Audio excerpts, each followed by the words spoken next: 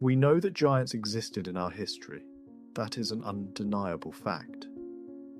But what if the official records are just the tip of the iceberg? In 1891, a man named Jeremiah Vance broke through a wall of stone in the hills outside Moundsville, West Virginia, and found something that was never supposed to exist. He was not out looking for legend that day. He was looking for coal. Vance surveyed land for a small mining outfit, walked the hollows with a sledge and a notebook, and kept his opinions to himself. The kind of man whose name shows up in a payroll ledger and nowhere else.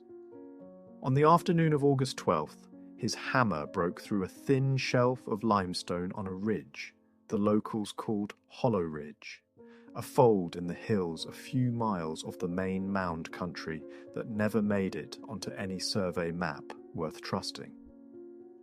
The wall gave out easier than it should have. Behind it, black air older than the shaft around it, and a cold that had nothing to do with the mine at all. A deep mineral cold, thick with the smell of wet stone and turned earth, like a hard rain had soaked all the way down to the root of the hill. Vance held his lamp into the dark, and the light didn't reach the far wall. He crawled through the breach on his hands and knees, loose rock biting into his palms, dust coating the back of his throat, until the chamber opened up enough for him to stand. And there, laid out on a shelf of stone, untouched by root or rot, or the 100 years of rain that had passed outside that wall, was a skeleton 11 feet long. Not tall for a man, tall for anything. The bones were pale, almost chalk white, catching the lamplight like they were giving some of it back. The femurs alone ran the length of a grown man's arm laid end to end. The ribs curved out into a cage wide enough that Vance could have stepped inside it and turned around without his shoulders touching bone. Copper plating clung to the ribs and shoulders in jagged, corroded sheets, gone green at the edges, and Vance would later swear it was still warm under his fingers. Though nobody who heard him say it could explain how metal buried that long could hold any heat at all. Lines were cut into the plating, geometric, exact, nested shapes that matched no alphabet Vance had ever come across in a mine or a church or anywhere else a man learns his letters. And the skull still carried 2 full rows of teeth, set one behind the other, small and even and white, grinning up out of 11 feet of silence like it had been waiting a long time for someone to walk in. Beside the remains sat a slab of stone too heavy for one man to lift, cut on its face with more of those same cold, deliberate lines, patterns that seemed to shift the longer he let the lamp linger on them. He didn't touch it.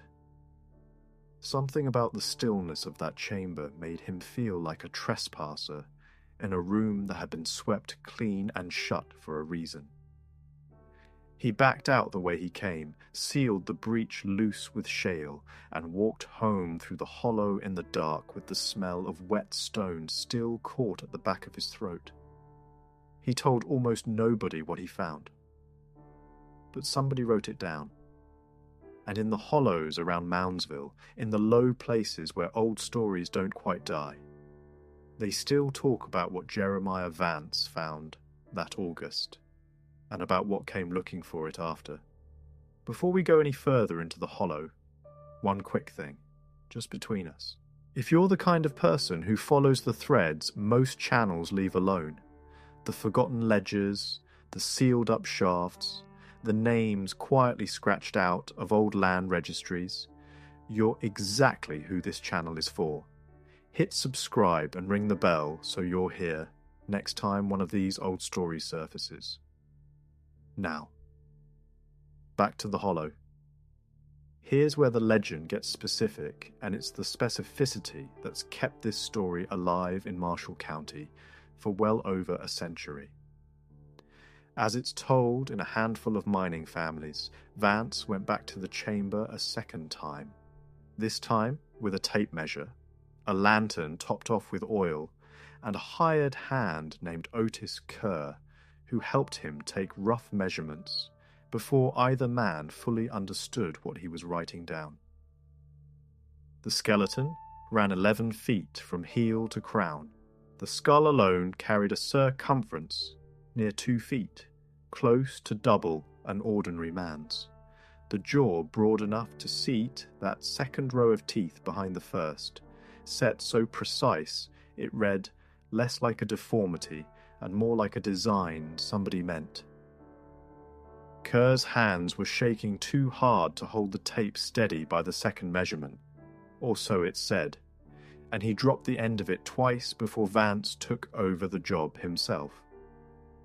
The copper plating was thin, hammered rather than cast, wrapped around the rib cage in overlapping bands, each one stamped with the same pattern, nested triangles inside broken circles. Kerr said it reminded him of frost on a window pane, only colder, only on purpose. Then there was the tablet. The stone slab beside the remains was later guessed in a regional newspaper item that ran once and then vanished from circulation. To weigh close to 400 pounds, too heavy to move without a team and tackle, too smooth on its face to have come from hand tools, according to an unnamed local mason who was allowed a look before the site got closed off for good. That clipping is the closest thing to a public record this legend has ever had, and nobody who's gone looking for the original has come back with more than a second-hand reference to it, a footnote in somebody else's notebook. The ledger describes smaller details too, the kind that don't usually survive one retelling, let alone 100 years of them. The bones showed none of the wear a working life leaves behind, no healed breaks, no worn joints, nothing to say this had been a body that spent years bent over hard ground. It had been placed there, not dropped, arms folded, legs straight. Somebody had taken the time. There's a second, smaller stone that shows up in later tellings, tucked under the big tablet, no bigger than a dinner plate, cut with one symbol at its centre that didn't match anything on the tablet above it. Some people call it a spiral. Some call it an eye. The ledger stopped being specific enough, a long time ago, to settle which. And Otis Kerr, the hired hand who helped take that second measurement, doesn't show up anywhere else in the county's mining records. No birth record. No burial record. Nothing beyond this one mention.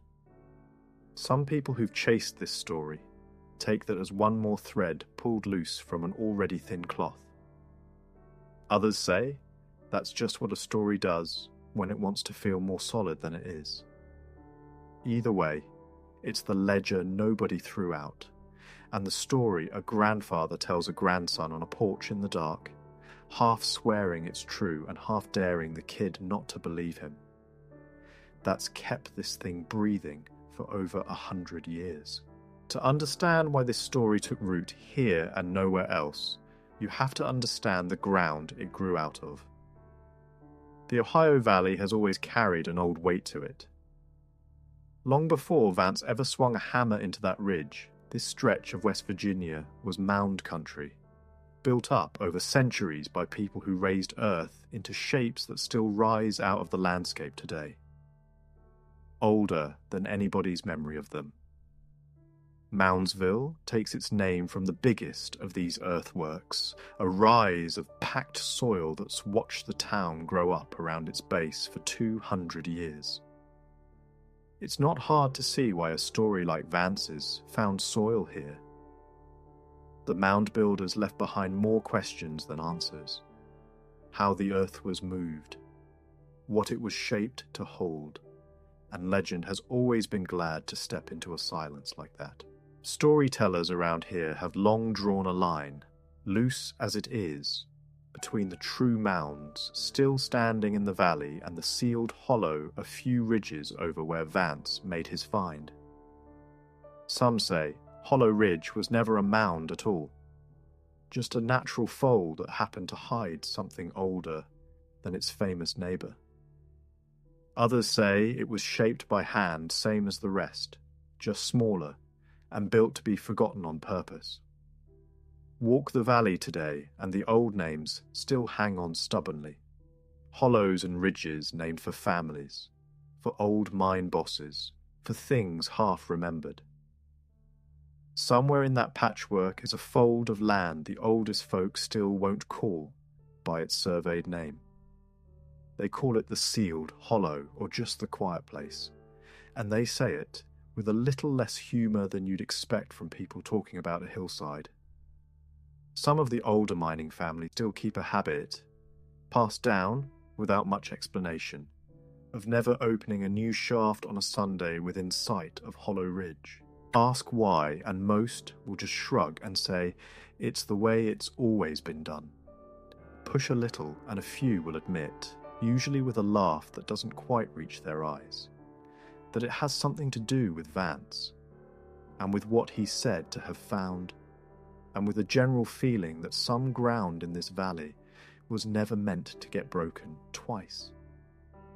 There's a rhythm to how these hollow towns talk about their own history, one story stacked on top of the last, going back generations. The mound builders raised their earthworks and left nothing behind but shape and mystery. The coal companies came later and cut their own marks into the same hills, chasing seams instead of meaning. And somewhere in the gap between what the ancient world built and what the industrial world dug, a story like Vance's takes root and holds on. If a whole valley can raise earthworks on that scale, with that much intention, and still leave us guessing at the purpose 150 years later, it's not such a stretch to think one hollow might be holding something that was never meant to be found by anybody at all. The legend doesn't answer that. It just leaves you standing at the edge of the ridge with the question, listening to wind move through hollows that have kept quieter secrets than this one for a lot longer than anybody's been counting. The story turns dark here. It always does.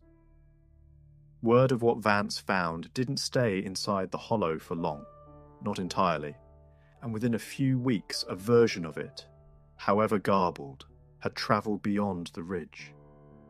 A small group of men showed up in Moundsville that nobody in town recognised. They wore dark suits, out of place against the coal dust and denim of a mining town, and moved through the streets with an ease that unsettled people more than any outright threat could have. They asked few questions and answered fewer. Local memory holds that they claimed some quiet authority tied to a powerful institution back east, though no name was ever confirmed and no paperwork ever turned up to back it. A store clerk, in one version of the story that's been told more than once, asked a man outright who he represented and got nothing back but a long, level stare and a suggestion he mind his own business. What stays consistent, across every telling still passed around these hollows, is what happened next. The men went up to Hollow Ridge and spent 3 days at the site, working mostly at night, hauling equipment up the narrow trail by lantern light, the sound of it carrying down into the valley just enough that a few restless sleepers noticed and lay awake wondering. Those closest to the ridge described a low, steady hum through those 3 nights, like a swarm of bees trapped somewhere underground. A vibration you could feel through the floorboards if you pressed a hand flat against them. Mule teams hauled sacks of something heavy up the trail before dawn on the second day, and one man who lived at the base of the ridge said the air that whole week smelled wrong, chemical, nothing like the wood smoke and coal dust the valley usually carried. When the men finally left, the breach Vance had broken through was gone, packed solid with concrete, poured thick enough that no hammer in the county could open it back up. No sign was posted.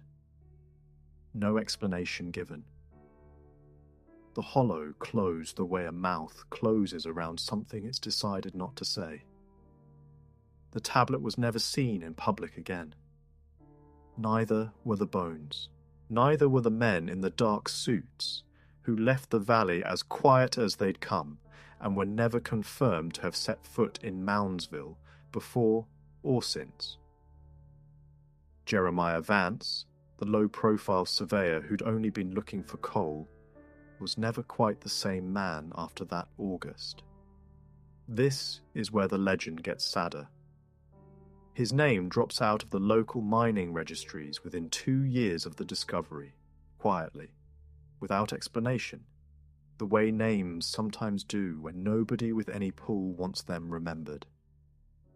By what accounts survive, Vance spent his final years inside Weston State Hospital, a place already known for holding men whose stories the world outside had stopped listening to. He rarely spoke of the hollow again, at least not to anyone who wrote it down.